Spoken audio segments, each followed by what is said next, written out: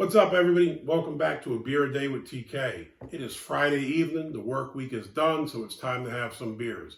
You may notice a slight different recording location. We're in the living room today.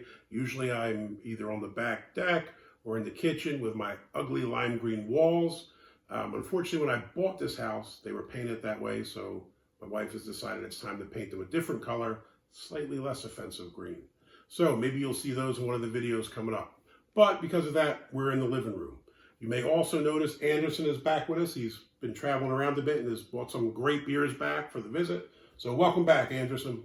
Well, thank you for having me again. It's always a pleasure to drink some beers with you and hang out with your new Exorcist-colored walls. It is. It's got a nice vomitous green pea soup color. No, I'm only kidding. It's a wonderful color.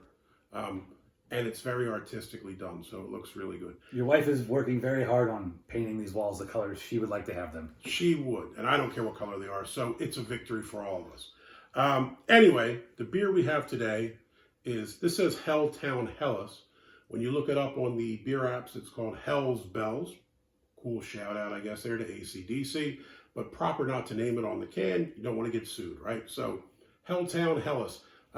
Anderson bought this one out to us. This is from Helltown Brewing in Export, PA. You may notice we have the cool sticker up here. It looks like the last 3 digits, and their zip code is 666, the number of the beast. Thus, the Helltown Brewing moniker, I assume. Anderson went to the place. What's it like, man? Well, I went to both places. I actually have 2 locations. The export location, which apparently, I don't know if it's their new brewery, but I bought these at their tap house in Mount Pleasant, PA. When I showed up there, driving through a small town, and then you turn down a small town road, and you look like you're going through a little neighborhood, and then you pop out into somebody's backyard is what it looks like. Mm-hmm. And there's a huge pole barn, then they have a pavilion, a giant yard behind that. It's a really cool open space. A lot of fun was being had there when I was there. And just a really, really neat, interesting spot. But you're basically like almost, at least back where I was from, back in high school, where you go party in a farm field, is what the vibe was kind of like at the tap house. I grew up in the city. We used to party in the cemetery. That's a little creepier, I guess. But the cops couldn't get in because it was fenced off, so it works. I mean, this would be like a cemetery without all the gravestones. Mm-hmm. Fair enough. Listen, the world is big. People have died on every inch of this soil, so it's all a giant cemetery. But I bought this at that location in Mount Pleasant. Mm. However, the next day, there's a bike path that you can ride just miles and miles and miles long in the area. They'll take you past the export location. So I also went there and had a few beers. Okay. Yeah, I was looking up the brewery on the website, and it looks like they have the Export PA facility and then one in Mount Pleasant. Looks like for distribution, this beer is available in most of Pennsylvania. Some of the counties through the center of the state aren't on board. I don't know what the deal is there. A number of places in West Virginia, and then a couple of counties in Maryland. So I guess it's very limited distribution. When I looked at the other beers on offer, they had some cool ones. What else did you try when you were there? You know, I don't remember what all I tried, other than I did have the BLQ Metal 2020, which is now Black Metal 2020. Okay. It was an IPA. It was tasty. They had a Cthulhu IPA. They have one called Salem, Buffy, and Rapture. So I guess they're embracing this 666 zip code thing. They're going all in on the Helltown theme, and they got some pretty cool beer names. For this beer on Untappd, it gets a 3.75. Beer Advocate gets a 3.53 with only 1 rating. That's a bit suspect. Who gives a beer a 3.53? That is an odd rating. Yeah, it's a bit specific there. Whoever you are, that's weird, dude. That's weird. Should we try this? Well, one thing that's interesting about the export location, the export location was originally a brewery called Rivertown or Riverton Brewing, which some of you may recognize. Yeah, I remember some of their beers. And at one point, that brewery got into some financial troubles, and now Helltown Brewing bought them out. Helltown Brewing uses that facility. That's the export facility, and it's right there on the bike path, like I said. And they still do currently brew a couple of Riverton Brewing beers under the Riverton name. I don't know how much longer they're going to do that, but that was something that I was surprised to see. because I think both of us have had some of their beers in the past. Yeah. And didn't know that the company had gone out of business or gone under. You know, I'm just thinking back. I didn't think any of them were that great. I didn't think they were terrible, but I didn't think they were that great. So, you know, I guess who knows what it is. Maybe it's finances. Maybe it's just not selling. Maybe it's the area. I mean, there's a number of reasons a business could go under. It's sad to hear, I guess. Oh, of course, or anything, right? Or COVID, or who knows, right? So it's horrible to hear that, but at least these guys bought it, Helltown bought it, and they're keeping it around. So we also have some new glasses today. Anderson picked this one up for me. It's pretty cool. So the Winking Patriot. On the front it has Ben Franklin. It says, beer is living proof that God loves us and wants us to be happy. As a Philadelphian, Ben Franklin is one of my great heroes. So I was thrilled to see this glass. Thank you. No problem. I also picked up this glass for him because Amstel Light is one of his favorite beers. It's not. It's hot trash. He also bought me a Lima Rita glass, so.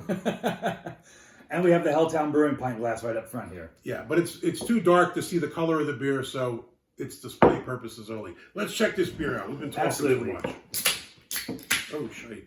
It is blowing up. You can tell it. Oh, very light color, light kind of straw thing going on there. Quite a bit ahead. Well carbonated, clearly. I did a terrible job of pouring this beer. So my first taste is going to be all head. That makes me feel better. This one looks pretty good compared to that. After all my years of bartending, I still look like an amateur pouring beer. It happens, dude. It happens. Helltown, pretty cool can. I like the little tail. It looks a little too close to the New Jersey Devils tail, though, so I'm a Flyers fan. I'm not sure about that, but cool looking nonetheless. It is a very clear beer. Fairly well carbonated. Fair amount of bubbles in there, man. You can tell the difference between a professional and amateur.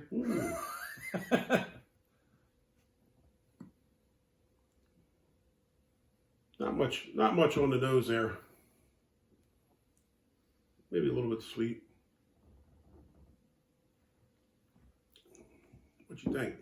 You make your way through that head yet, or? I'm still working on the head here. Good Lord. Yeah, I did an awful job. You should just want the plan B, the can. Good thing we're doing one take on this. Listen, I can't say nothing. I've done worse. The mini keg episode, someone actually wrote to me and said, why did you pour the first one like that? I said, I thought it was going to be all head. So what am I going to do, man? Well, I eventually got it all in the glass.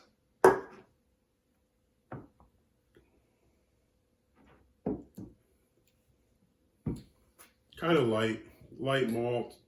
Not much on the hops at all. I would expect I'd expect a little bit more flavor in it from the Helles. It's not bad, but there's kind of, I don't know. It's just kind of there. Yeah. I mean, it's a very, very light, kind of almost flavorless kind of beer. Yeah, I mean, like I said, you don't really get much on the hops. You get a little bit of a light malt flavor.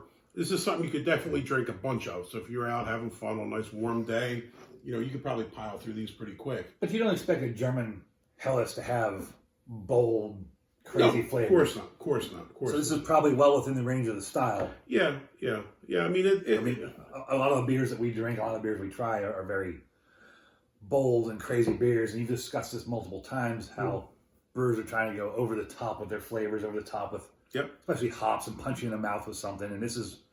We're habaneros. He bought a bunch of beers that all have habaneros in them. He knows I don't like that, but they're here. Yeah, I agree with you. I mean, I think sometimes like the Pilsners, the Helles, these things are kind of overlooked. I don't think it's bad. It's kind of light. I mean, it's what it's supposed to be, I guess. Yeah. It's supposed to be a light. It's refreshing, light malt. You don't really get too much of a hops hit on it. Which will probably make all the IPA fans angry because everything is IPAs now. But this is not bad. No, not at all. What do you think? I would definitely give this a thumbs up. I will So drink would this I. again. Which is good because we got 4 more of them or else we'd be in trouble. So, Helltown Brewing. It's the first beer I've had of yours. Pretty solid. I'd like to try a few more. I'd love to come out and visit the facility once I venture to the great Commonwealth of Pennsylvania. If you like this video, please hit that thumbs up below. Give us a like. If you want to see more videos like this, please hit subscribe. I hope you all have a wonderful weekend. Have fun, have some beers, stay safe. Till next time, cheers. Cheers.